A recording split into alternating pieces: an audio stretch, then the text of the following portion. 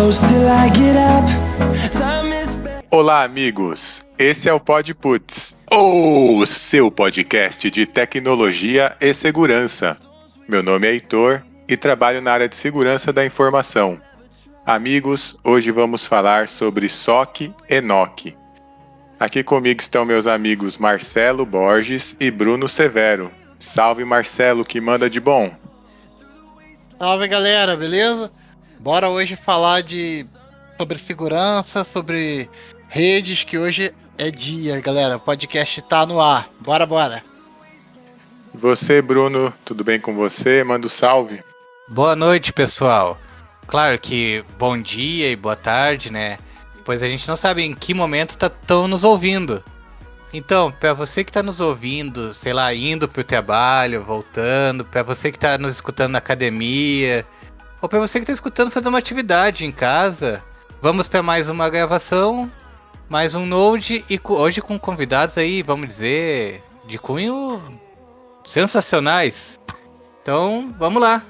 É isso aí, amigos. Abram Windows, mas fechem as portas, que os convidados de hoje são perigosos. Com a gente hoje temos o Paulo Henrique e o Silvio Giovanni. Vamos conversar com você, PH, o menino de ouro da segurança. Tudo bem? Fala um pouco de você, o que você faz, conta pra gente. Fala, Heitor, fala Marcelo, fala Bruno, fala Silvio. Primeiramente, obrigado aí pelo convite, agradeço aí a participação aqui. Eu sou analista de segurança, trabalho na área já faz uns 3 anos aí. Não faz muito tempo, mas já trabalhei com o Heitor, que é o host do podcast, já trabalhei com o Silvio. E hoje estamos aí para colaborar com a área de segurança, falar um pouco de SOC e NOC. Boa, temos também o galã da infra. Salve, Silvio, tudo bem com você? Fala um pouco de você pra gente. Fala, galera, beleza? Boa noite. Meu nome é Silvio, tenho 35 anos, atualmente sou consultor de TI em infraestrutura, tenho aproximadamente aí 15 anos na área de TI, já atuei como analista de suporte, infraestrutura, segurança, participei de alguns projetos dentro de NOC, dentro do SOC mesmo. Acho que é isso, galera. Legal, agradeço muito a presença de vocês. Então hoje o tema é SOC, que é o Security Operations Center, Centro de Operações de Segurança, e também NOC, que é o Network Operations Center, que é o Centro de Operações de Rede. Temos o Paulo aí, especialista de segurança, o Silvio, especialista de infra. Gostaria de saber de vocês se hoje em dia esses dois conceitos eles se juntaram, a empresa acaba tendo uma operação maior que engloba os dois. Começa aí, Paulo, o que você acha? Com certeza, né, Heitor? Se a empresa conseguir integrar o SOC e o NOC, com certeza seria um ganho absurdo para a organização. Em geral, assim, o correto, o mundo perfeito, seria que todas as empresas tivessem possibilidade de ter essas ferramentas implementadas aí, uma equipe preparada para isso. Mas como a gente vai falar mais para frente, o custo é um pouco elevado. Tem algumas soluções que eu pretendo citar aí durante o podcast. Mas com certeza, se uma empresa ela conseguisse implementar os dois, conseguir integrar as duas áreas, seria um ganho absurdo para a área de segurança e para a área de infra também, né? Legal. E você, Silvio, o que você acha?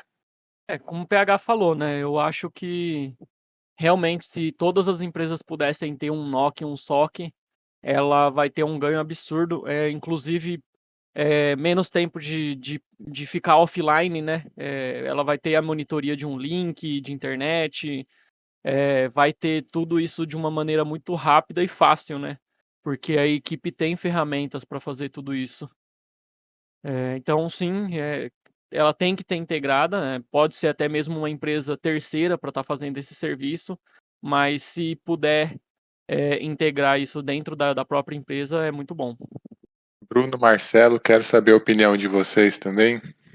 Então, partindo desse princípio que a gente tem que temos um NOC e um SOC, eu vejo que é necessária uma grande interação entre ambos, para que haja, assim, vamos dizer, uma maior eficiência. Saindo desse conceito, eu tenho curiosidade de saber como é que rola essa conversação entre essas áreas de trabalho. Pois, assim, vamos dizer, muitas vezes a gente deve ter acontecido da área de segurança bloquear algumas portas que a área de rede precisa. E aí eu trago essa pergunta para vocês. Citando assim, citando as palavras do nosso grande profeta Lobão, que nem sempre se vê mágica no absurdo. Como é que vocês, Silvio e Paulo, veem essa mágica aí de uma área conversar com outra? Olha, citando a experiência que eu tive trabalhando com o Silvio, que é da área de infra, eu acho que o contato entre as áreas é essencial. Se você tiver uma área de infra e uma área de segurança que são apartadas, que tem uma comunicação falha e não se dão bem em geral como equipe, a chance daquele SOC, daquele NOC que a empresa pretende integrar é quase nula. Então, ter essa comunicação, ter essa parceria mesmo entre as áreas, a gente tem que entender que, por mais que sejam áreas distintas daí, uma depende da outra. Então, o principal ponto para um SOC e um NOC dar certo, na minha visão, é ter essa integração mesmo, essa parceria entre as áreas. A gente conseguir passar para frente tudo que as ferramentas do SOC, tanto do SOC quanto do NOC, podem, tudo que eles conseguirem extrair dessas ferramentas, a gente conseguir centralizar de uma forma que fique claro para todo mundo, né?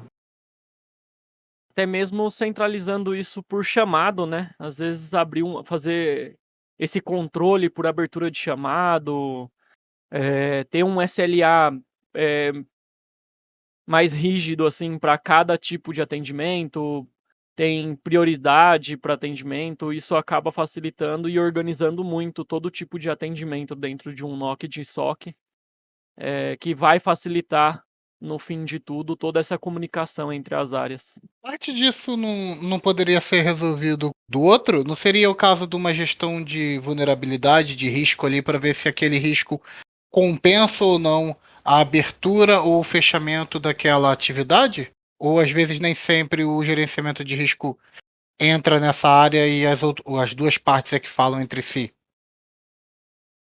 Então, na minha opinião, acho que o gerenciamento de risco ele vai facilitar e, assim, acho que de uma maneira mais fácil, né, no caso, para facilitar isso é pela abertura de chamado, que aí lá na abertura do chamado, você vai ter o controle, vai ter a prioridade e no fundo de tudo tem que ter uma análise, né, onde vai estar e esse gerenciamento de risco ali, falando se vai prejudicar a área, se vai facilitar, e num futuro já deixar isso já ali marcado para que aquela área não faça o bloqueio daquela porta, ou não faça a liberação daquela porta por X motivos, enfim. Perfeito, Silvio. Concordo plenamente. O gerenciamento de risco ele é essencial aí também, como acho que foi o Marcelo que falou, foi o Bruno? Desculpa. Marcelo. Como o Marcelo falou aí, tem que ter esse gerenciamento de risco. E eu acho que o principal ponto que a gente tem que colocar aqui para fazer essa integração com eficiência é realmente a comunicação entre as áreas, seja por chamada, como o Silvio falou, seja uma conversação informal entre as áreas mesmo, que acaba ocorrendo.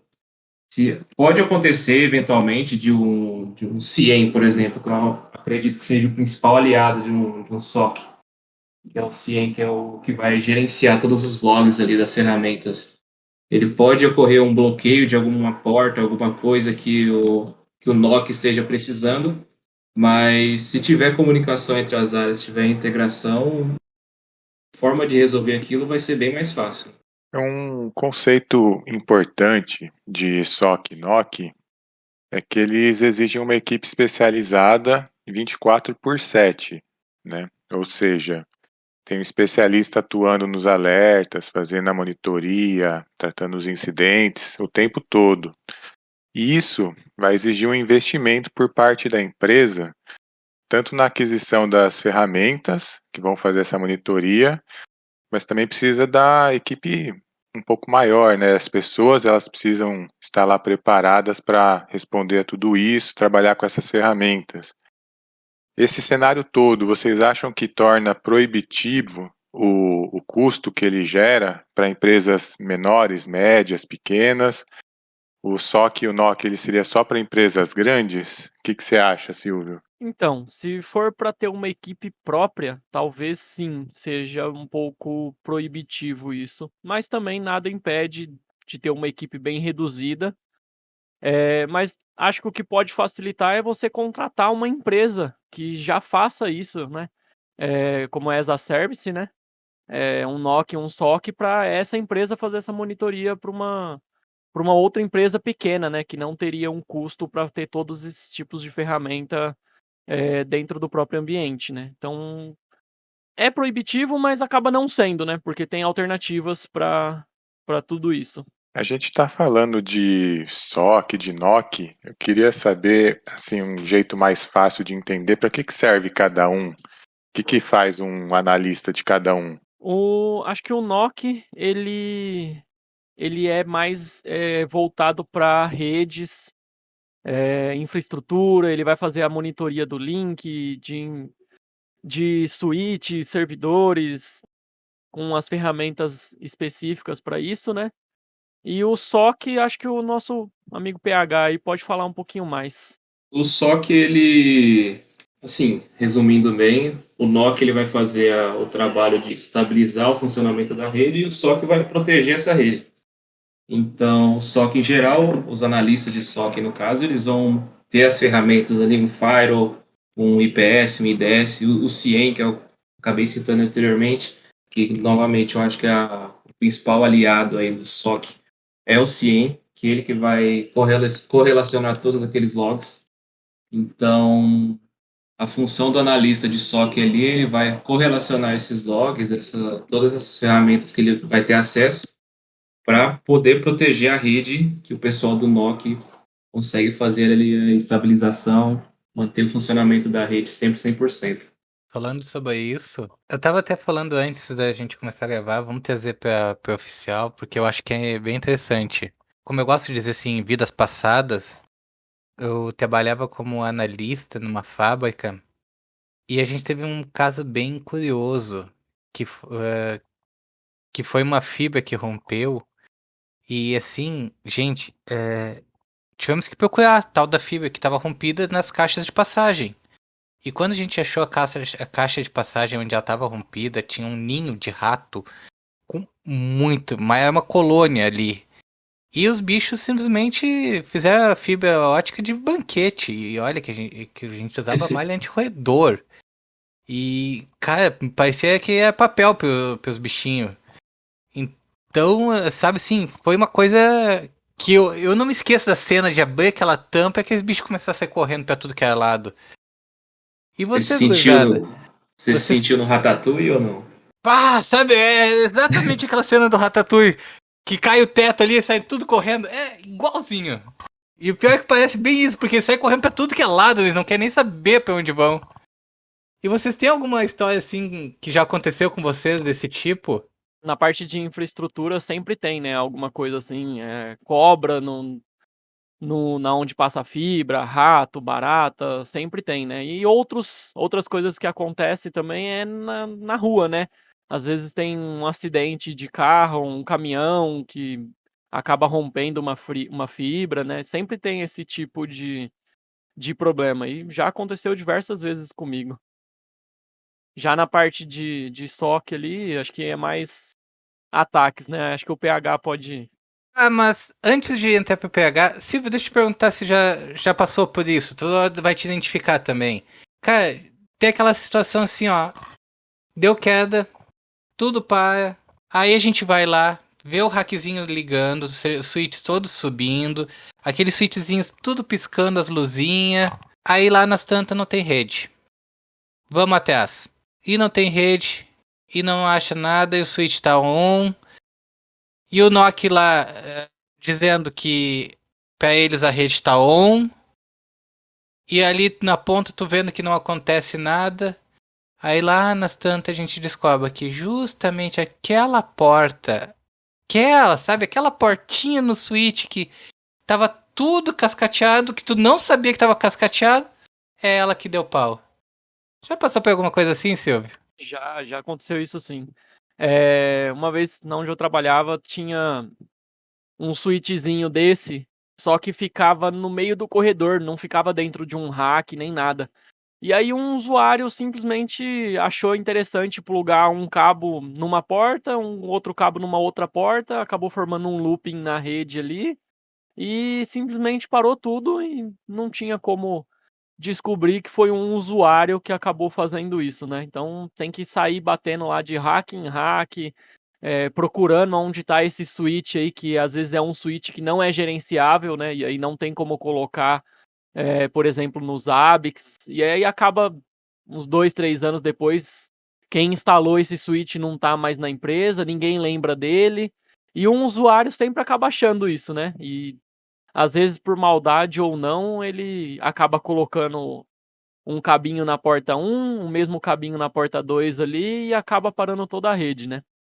Mas acaba acontecendo isso, Acho sim. que é aquela síndrome do usuário bonzinho. Ó, tem um cabo, tem um buraco. Acho que encaixa. E plá! Encaixa aqui, vamos pôr esse cabo aqui, vamos ver o que É. acontece. Aí você sai perguntando, ninguém mexeu, ninguém viu, ninguém sabe o que aconteceu.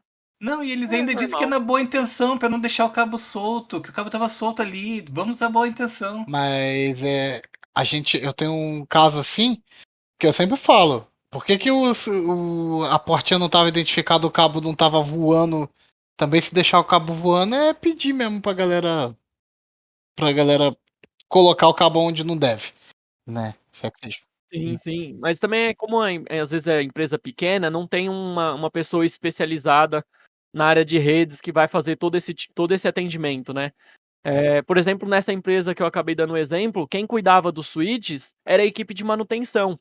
Então, às vezes o cara de manutenção ali, ele não tem todo o cuidado que uma pessoa específica da área de redes, que atua ali no NOC, teria, né, para poder ter todo esse cuidado de deixar o equipamento trancado dentro de um rack, cabo identificado, ou algum aviso ali bem grande, não mexer, sabe?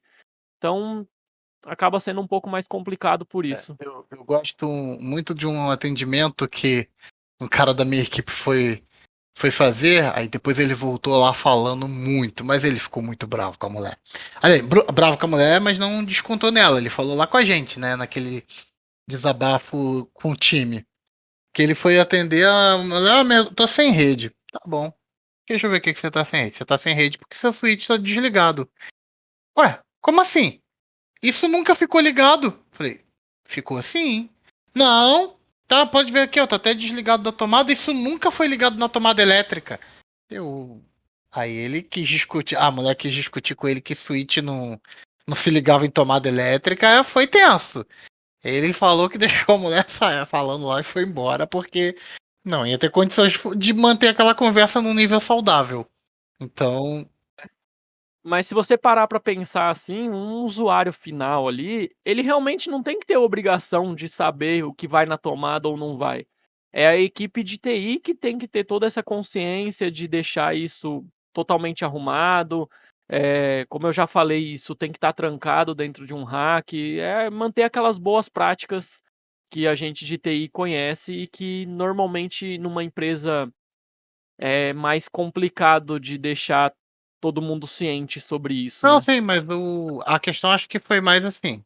Se o técnico, que é ele, tava dizendo que aquele equipamento é ligado, que aquele, né, eu acho assim, às vezes você tem que entender da sua área.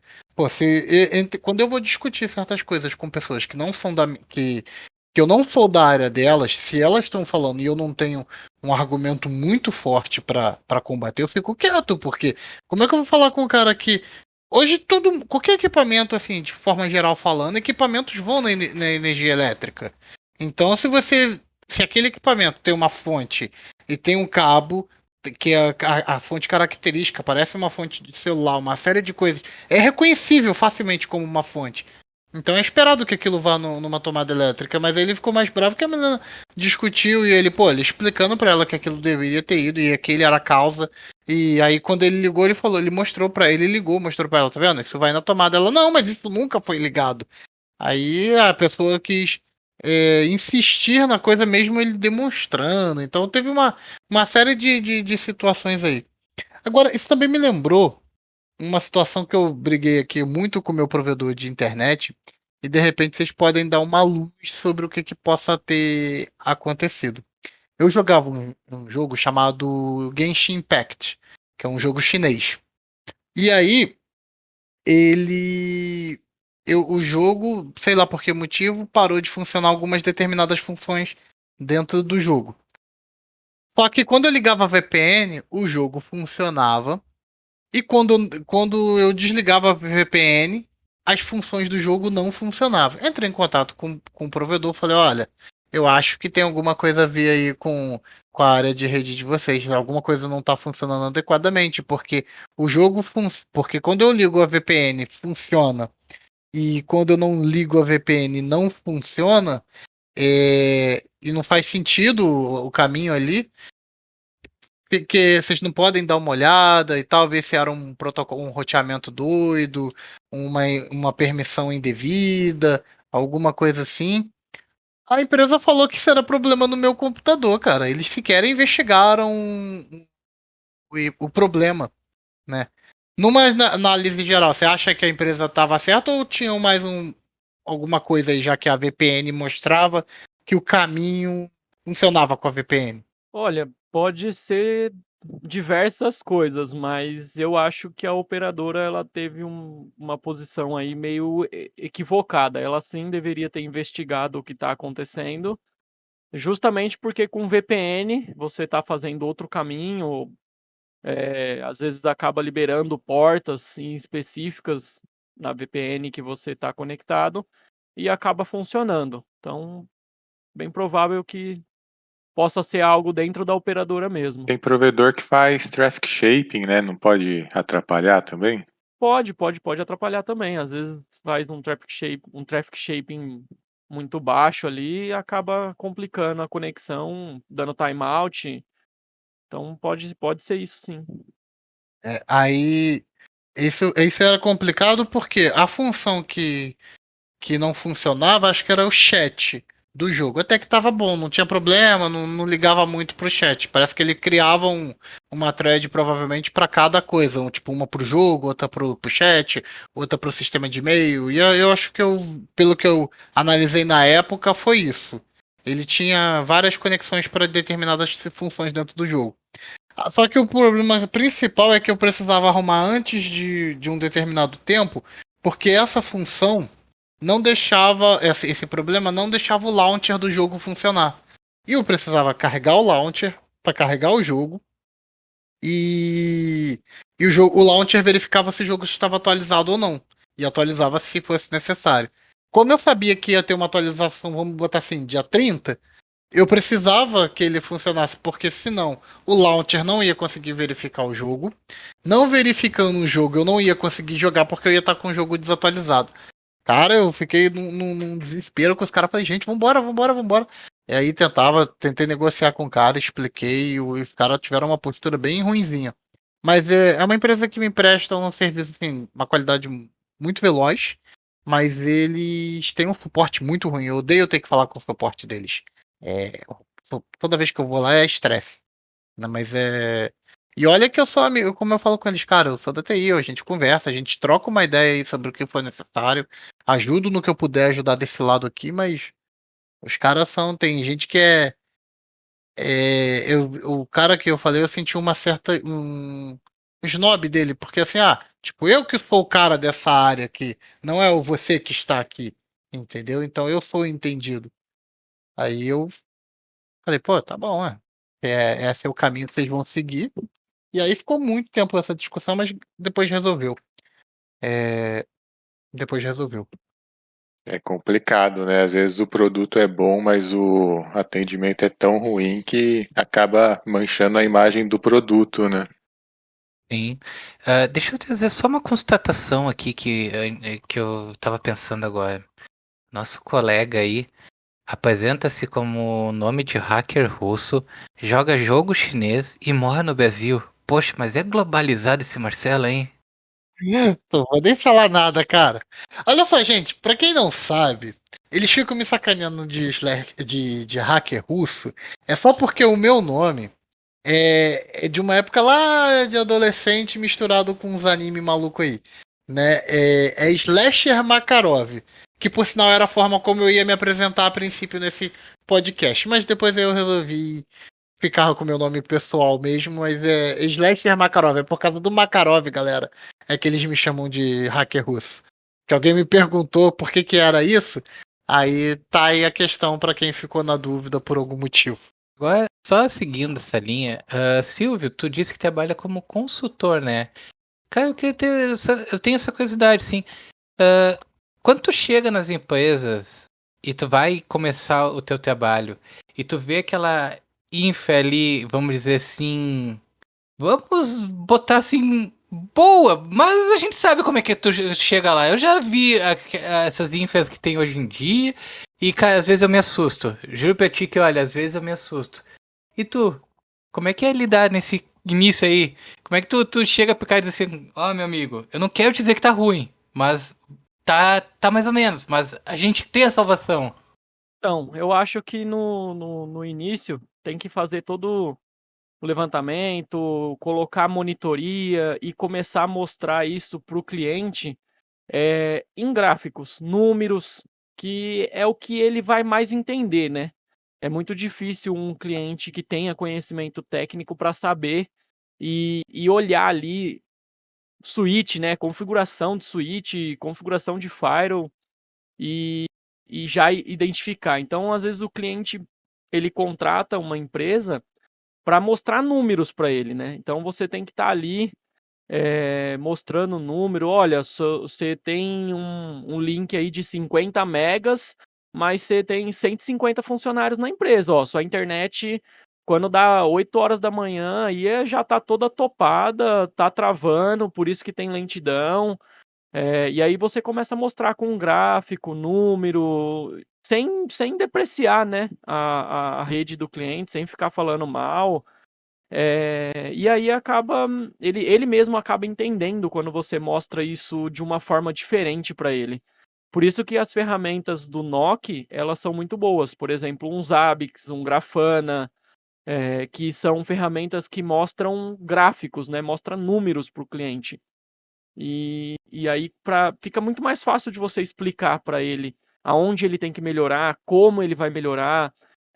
Dá para fazer uma estimativa de quanto ele precisa gastar para conseguir melhorar essa rede dele, ou até mesmo a parte de segurança, colocar um firewall de borda, onde esse firewall também vai ser monitorado pelo Zabbix, pelo Grafana ali, mostrando gráficos, né?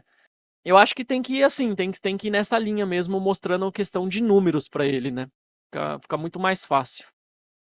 A gente está falando de NOC e SOC e a gente sabe que essa não é a realidade para todas as empresas, né? Até pelo que a gente comentou do investimento que precisa, da equipe maior. Eu gostaria de saber, para empresas menores que não têm essa equipe grande, o que dá para fazer? Tem alguma solução open source que ajuda? Vocês conhecem alguma alternativa de monitoria? O Silvio citou aí algumas. Tem alguma outra que vocês recomendam para fazer alerta, que seja mais viável? O que você acha, Paulo? Na parte de gerenciamento de logs, que seria basicamente uma espécie de CIEM, tem uma ferramenta que eu já cheguei a testar, já fiz uma POC sobre ela, que é o Wazoo, W-A-Z-U-W, ou W-A-Z-U-H. É uma ferramenta que ela é voltada para o gerenciamento de logs em máquinas. Então, você basicamente instala um agente nas máquinas, seja ela Mac, Windows, Linux, qualquer tipo de máquina. Ele consegue fazer a monitoria através desse agente. E a partir do momento que você instala esse agente, ele consegue monitorar a atividade da máquina. E a partir dos logs do próprio Windows, que o Windows gera, no caso do agente de Windows, né? Ele joga para dentro da ferramenta e você consegue fazer o relacionamento de logs ali dentro. Uma coisa que eu cheguei a testar que é bem bacana lá dentro é que ele consegue também monitorar as pastas. Você consegue selecionar algumas pastas, não é todas as pastas, porque fica um volume de dados absurdo que ele não consegue monitorar tudo, mas você consegue apontar algumas pastas específicas para ele monitorar. Então, por exemplo, se tiver uma movimentação de arquivo ali, alguém recortar um arquivo, apagar um arquivo, renomear, criar um arquivo, qualquer coisa, ele vai alertar dentro do Azul, vai mostrar para você certinho lá o que foi que aconteceu com aquele arquivo, ou se foi criado o arquivo. É uma ferramenta que é open source, ela tem uma versão paga, mas é só para quem for utilizar em nuvem, no serviço próprio deles. A versão open source atende muito bem, uma empresa pequena, média, conseguiria implementar isso facilmente. E é uma solução que, se você for analisar ela bem, for estudar ela direitinho, é até impressionante ela ser open source, porque realmente é uma coisa que traz muita visibilidade sobre as máquinas, sobre a rede, e você consegue fazer uma monitoria muito boa ali dos seus equipamentos. Ó, Luigi, curioso, eu não sei se chegou a testar, ele conversa com a AD para agenciar também as permissões de usuário? Não conversa com AD, ele é focado somente nos agentes ali. Você consegue instalar o agente no AD, mas executar alguma função do AD dentro dele você não consegue. Ele é um IDS, esse é o azul, não é? Ele era aquele antigo OSEC, o DSEC. Isso aí. É uma integração do OSEC, IDS. Hoje se você entrar no site dele, ele se trata como um CIEM mesmo, né? Mas é uma integração do OSEC mesmo. E aí costuma ser muito caro, né? Esse aí de graça sendo bom é legal saber que tem, né? Sim, até por isso que falado, né? Por ele ser de graça, é impressionante as coisas que ele faz, assim. Hoje em dia tem muita ferramenta boa e grátis, né? Naquele debate que a gente começou a ter sobre da linha de conversas sobre open source e tal, a gente falou sobre isso, que tem muita coisa boa. Como o Silvio citou aí, a gente tem o Grafana, tem os Zabbix, tem o Azul que você acabou de falar, mas você também tem qual foi a outra ferramenta que eu tive? O PFSense, pô, PFSense é open, é gratuito e poderosíssimo no que faz, né? Perfeito. Entendeu? E tem várias integrações também, Sim, né? cara. Ele é um Vários firewall, plugins. dá para usar ele de firewall de borda, tem muita opção que dá para colocar e ele é muito bom, né? Tem atualização constante.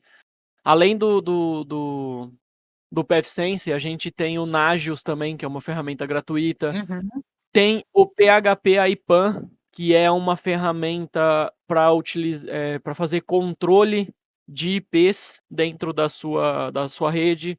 Ela vai facilitar você não colocar uma rede já que está sendo usada e assim tendo conflito de IP na rede, né? Então tem bastante coisa aí no mercado hoje muito boa.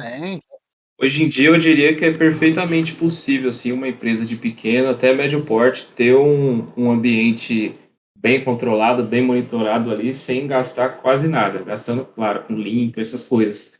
Mas só com as ferramentas open source que a gente tem hoje, tanto de segurança, como o Azul, como os Zabbix para monitoria aí dos servidores. O OCS, que seria para inventário de ativos, também é um bom exemplo. Só com ferramentas open source, uma equipe de TI assim, de uma empresa pequena ou média consegue criar um ambiente muito bacana. Lembrando, é para economizar com as ferramentas, não com a equipe técnica. Exatamente.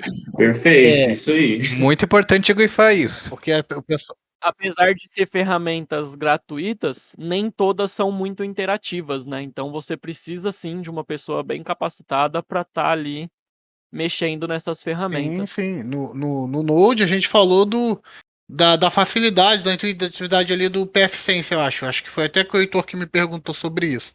Mas o que acontece?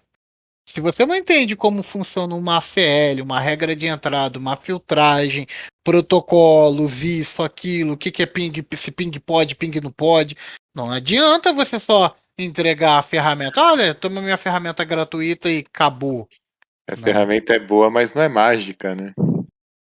Só completando, Marcelo, para quem ficou curioso, o Marcelo tá falando do Node 5, que é o episódio que a gente gravou sobre ferramentas pagas e ferramentas gratuitas. Escutem.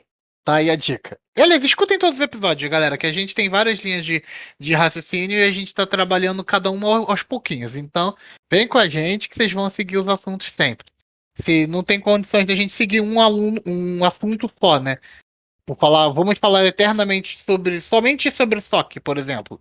E ficar 50 mil episódios sobre o SOC. Não dá. Então a gente tá trazendo um pouquinho de cada coisa. Assistam todos os nodes, que é como a gente chama nossos episódios, que vocês vão se amarrar. Lembrando que PUTS é Profissionais Unidos da Tecnologia e Segurança. Então, tecnologia engloba tudo, gente. A gente é da tecnologia. Vamos falar do mundo da segurança, mas também do mundo do dev, QA, como a gente já falou sobre parte de softwares, e por aí temos muito mais temas vindo à frente. Mandar nudes é perigoso, é melhor ouvir Nodes. Boa. Aqui, e o Security Onion, vocês curtem? Esse aí a gente já chegou a fazer um testezinho nele, né, Heitor? A gente chegou Ele é sensacional na teoria, mas ele é arisco, digamos assim. É o que você falou, tem que ter uma pessoa muito boa naquilo para conseguir fazer ele funcionar perfeitamente. Ele, por exemplo, o azul tá dentro dele. Uhum. E tem várias outras ferramentas Tem um mundo, ali né, inclusas. de coisa. Então você conseguir integrar isso tudo é meio complicadinho. Mas é uma ideia muito boa também. Só que assim, entra na questão do que a gente estava falando do SOC. Ele meio que vai funcionar como uma ferramenta ali de SOC. Mas você tem que ter a equipe para monitorar aquilo tudo, né? Uma equipe 24/7. Então, já que a gente tá falando em equipe, conta aí, qual é a equipe mínima que você acha que um SOC tem que ter? Porque não dá para o cara só para uma pessoa fazer tudo, né? Então, Não.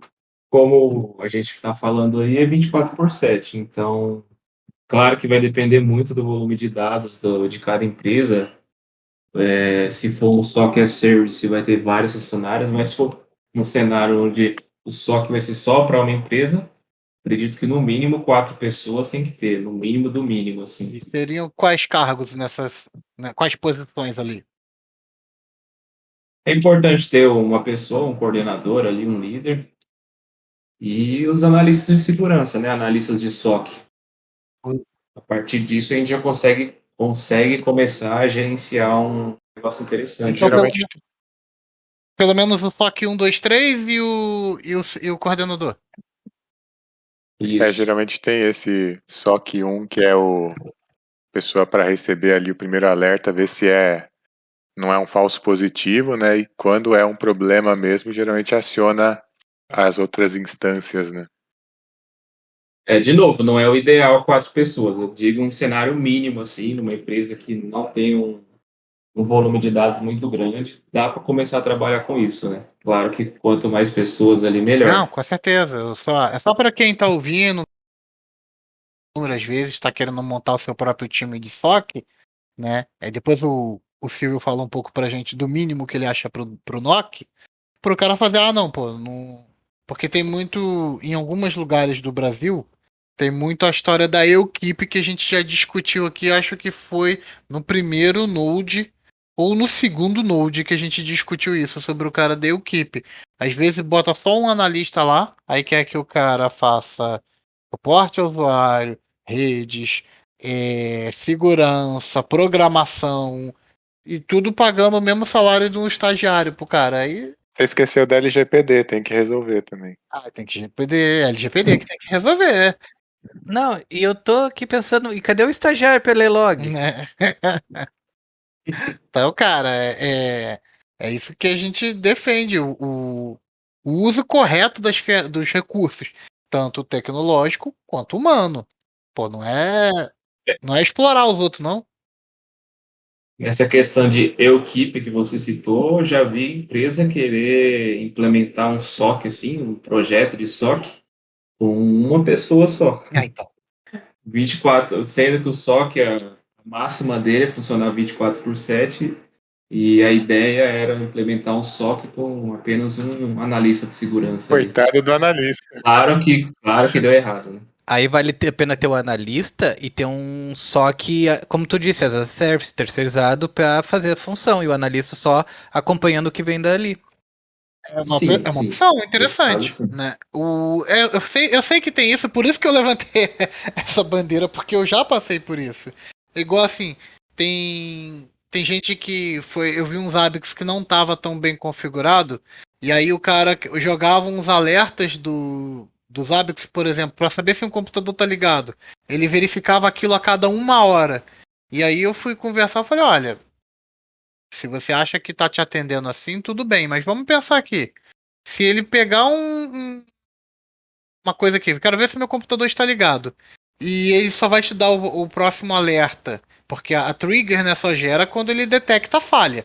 E se ele só busca isso de 1 em 1 hora, você vai ficar 1 hora aí parado, sem nada, até você descobrir que teve uma falha. Ou o primeiro usuário reportar para você. É interessante é, essa questão para você ou não quer? Você não deve querer reajustar melhor e tal. E aí a gente volta um pouco pro NOC, pro Silvino falar. Silvino, qual é a equipe mínima aí que você acha? Então, dentro do NOC, eu ficaria também com essa opção de pelo menos aí 4 pessoas. Um coordenador e NOC 1, NOC 2, NOC 3 Só aí. para confirmar o raciocínio, vocês dizem 4 pessoas ao mesmo tempo ali, né? Porque se é 24/7, essas 4 sozinhas não vão conseguir cobrir, né? Então, eu tô pensando em 4 pessoas aí no mínimo revezando horários, né? Um trabalhando, por exemplo, de manhã, o outro à tarde e um à noite e madrugada, né? E aí o coordenador ficaria período horário comercial aí, digamos, né? Mas isso, assim, é o mínimo do mínimo e existe a grande possibilidade de não dar certo, Se tá? der uma dor de barriga, já ferrou, né? Já ferrou, é isso mesmo.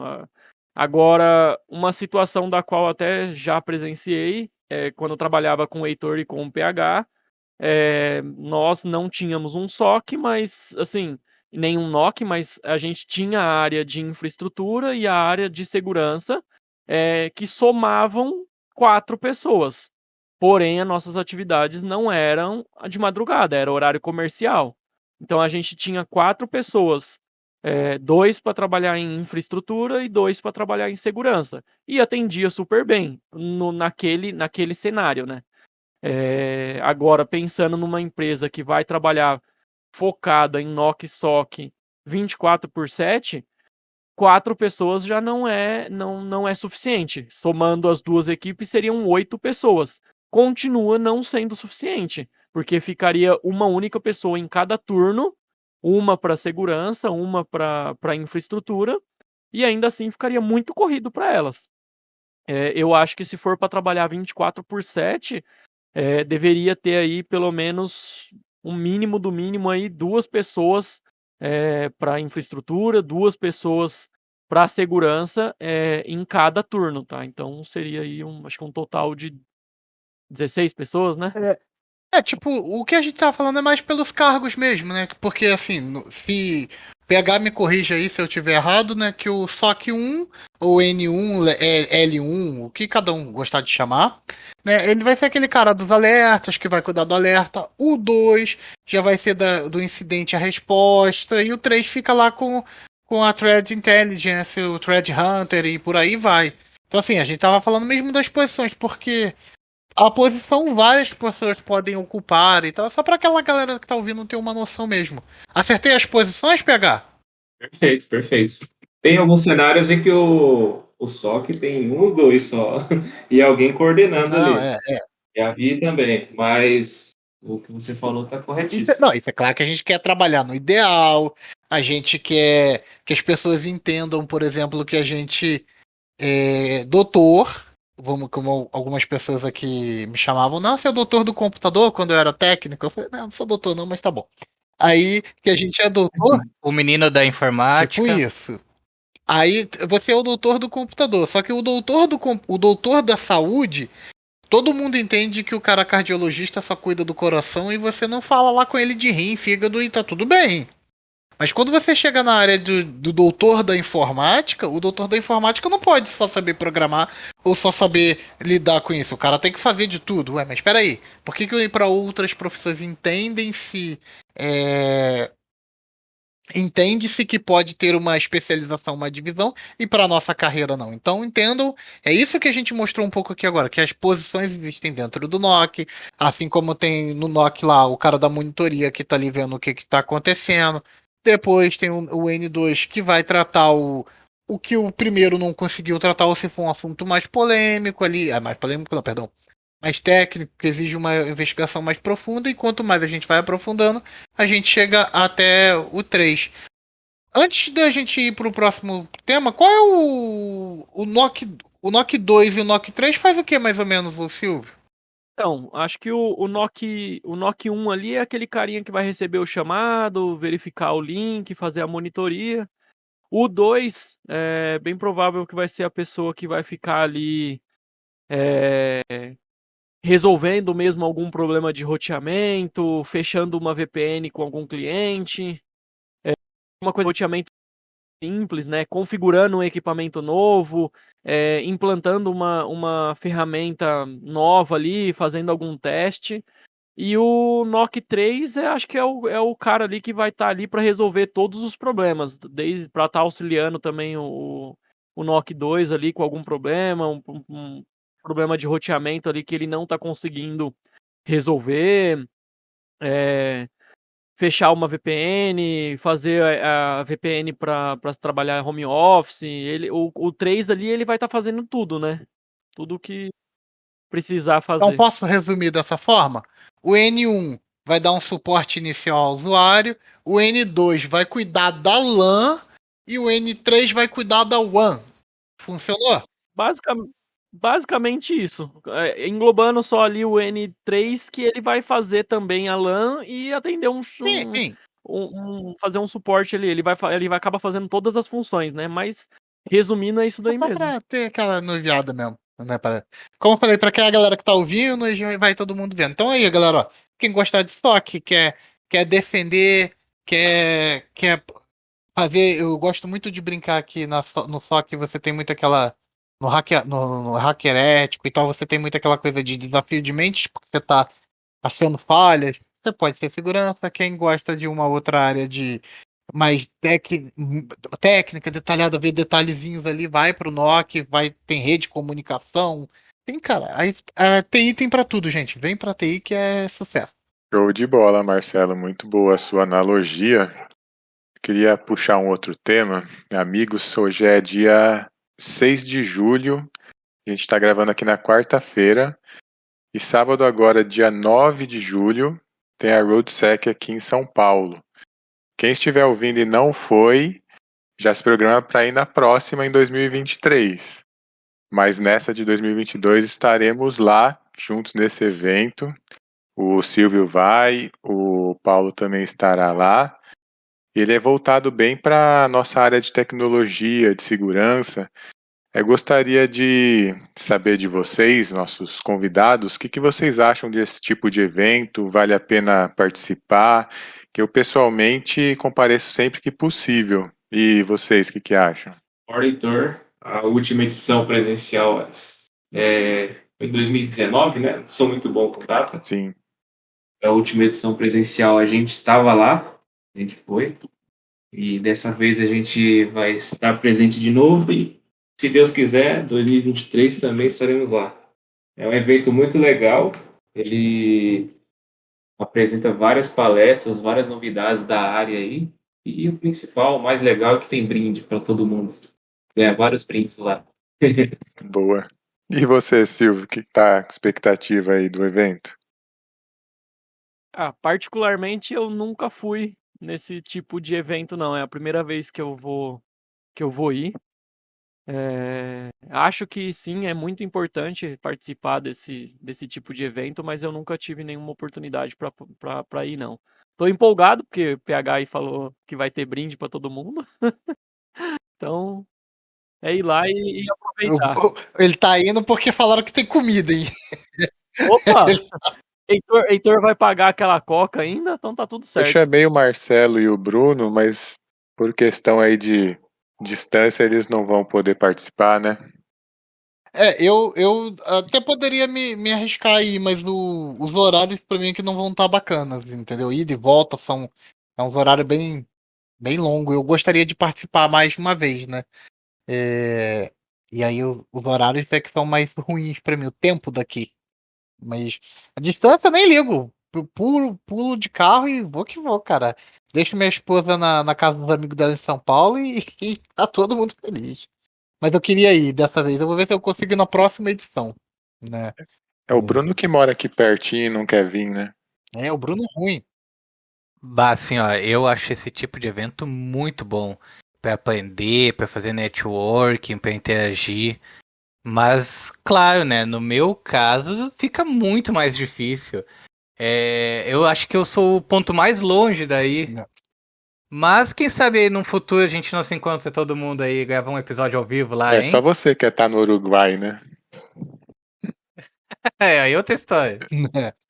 O bom desses eventos, né, é que assim, você sempre aprende, não, perdão, amplia a sua visão, porque você às vezes pensa muito na sua localidade, no meio onde você está inserido, e você às vezes não vê soluções diferentes porque não chega até você. E lá você vê muita coisa acontecendo. É bacana de, né? O que que vocês gostam de ir lá? Qual é o melhor momento para vocês para a comida e os brindes? Eu acho legal de, assim, principalmente a área de segurança aqui no Brasil, ela está começando a fazer sucesso agora, digamos dessa forma, né?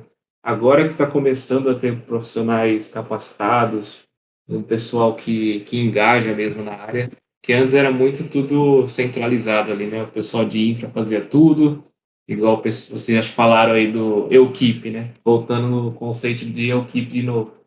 E uma coisa legal desses eventos, perdão, uma coisa legal desses eventos de segurança é que você acaba sempre encontrando seus amigos ali da área.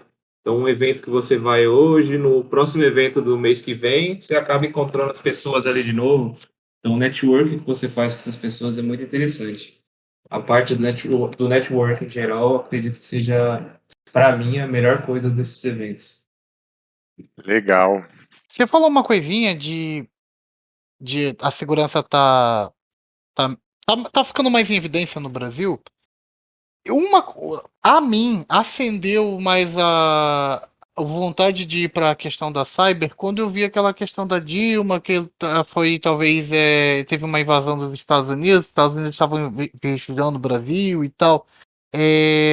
Um outro nosso convidado falou o Fernando falou no nosso Nude Chat, se eu não me engano. Ele falou que a consciência de cibersegurança já está aumentando no Brasil há pouco tempo, mas eu acho que, de pouco em pouco, ao longo dos anos, né? Mas eu acho que quando tem esses eventos maiores, igual quando sai na mídia, o governo é exposto, é isso que traz para o cidadão comum, que eu digo comum, aquela pessoa que não é da TI, um empresário, né? Ele começa a ver que, cara, se aconteceu ali no governo, pode acontecer comigo, eu devo proteger a minha empresa. Você acha que esses são os momentos bons para dar aquele salto na consciência de segurança e por aí vai? Perfeito. Eu acho que o brasileiro, em geral, ele aprende muito na dor, né? Hoje a gente vê muita notícia aí de ransomware, principalmente. O ransomware atacou alguma empresa, e é sempre empresa grande, né? Empresas que geralmente têm uma maior estrutura de segurança, de infra em geral, e acabam sofrendo esses ataques mesmo assim. Então, quando tem esse tipo de incidente, os empresários em geral, os donos de empresa, eles conseguem ter uma noção maior do que aquilo pode acarretar para a empresa deles, a perda de dados ali. Se acontecesse com ele, o que aquilo acarretaria para ele, muitas vezes até o fim do negócio poderia acontecer, porque muitas empresas nem backup têm. Então, quando ocorre esse tipo de coisa, esse tipo de notícia, propaga mais ainda a importância da área de segurança das empresas hoje em dia, né? É complicado. Está acontecendo bastante, está em evidência. Temos que trabalhar para cuidar disso, né? E beleza, amigos, a gente está chegando no final do Podputs de hoje. Muito obrigado pela presença de vocês, foi muito bom esse bate-papo. Queria ouvir as considerações finais. PH, manda bala. É isso aí, galera. Obrigado novamente. Muito obrigado pelo convite. Sempre bom poder conversar. E, Heitor, você sabe da admiração que eu tenho pelo profissional que você é, pela pessoa. Você já foi meu coordenador, mas hoje é amigo pessoal mesmo. O Silvio também, não tenho nem palavras do que falar. São duas pessoas que me ajudaram muito na minha carreira aí, por mais que não seja muito longa, mas gente, com certeza vocês me ajudaram bastante na minha trajetória. E agradeço aí ao Bruno e ao Marcelo. Conheci vocês hoje, são pessoas muito legais.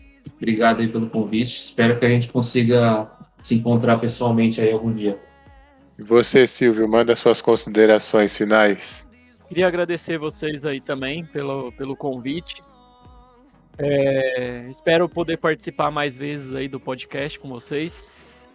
Valeu, galera. Obrigado. Bruno, Marcelo. Pô, galera, a noite de hoje foi muito bacana. Foi legal trocar o assunto com vocês. A gente está introduzindo o assunto SOC NOC com vocês e foi muito legal. Agradeço a presença dos nossos convidados aí. Agradeço a todo mundo que está ouvindo e foi instrutivo. Espero que tenha sido instrutivo para vocês também sobre como um pouco do NOC age, como o SOC age e como tudo isso pode influenciar na vida de vocês, da empresa. Então mostre um pouquinho desse podcast com os outros episódios para vocês, para o seu chefe. Conta para todo mundo aí para ver que vocês não estão falando uma língua sozinho. Tem gente aqui apoiando vocês. Então, eu também deixo meu muito obrigado ao Silvio, ao Paulo.